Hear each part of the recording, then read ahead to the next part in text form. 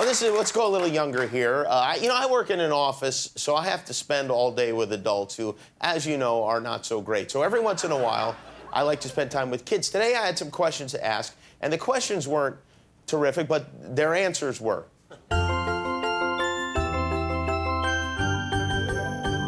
How old do you have to be to drive? A mommy. A mommy? 18 and 81. Maybe like 10, 15, 12, 65. Does your mom drive? Yes. Is she 65? Maybe. She'll be delighted to hear that. How old do you have to be to drive a car? 58. Yeah.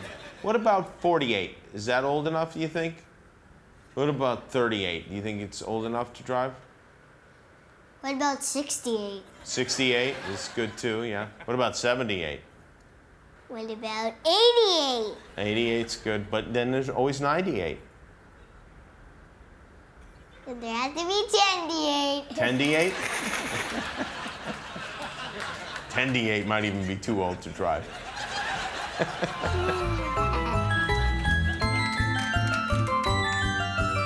What would you do if you had $1 million? I would buy a flat screen TV. That's it? And a mansion. I would buy like a fun house with bouncy houses and all those fun things in one house.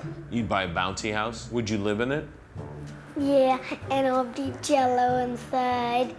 What would you do if you had $1 million? Cash. Donate half to charity and donate the rest to people who don't have money or clothes. So half to charity. Yeah. And half to people who don't have money and clothes. Well, I'd save a little bit of money for me, but... To do what with? Like buy food for myself, maybe my kids. You have kids? How old are they? No, I buy food for my kids and my wife and me. What's your wife's name? Really? Oh, that's a pretty name. How did you meet, really? I don't have kids or a wife.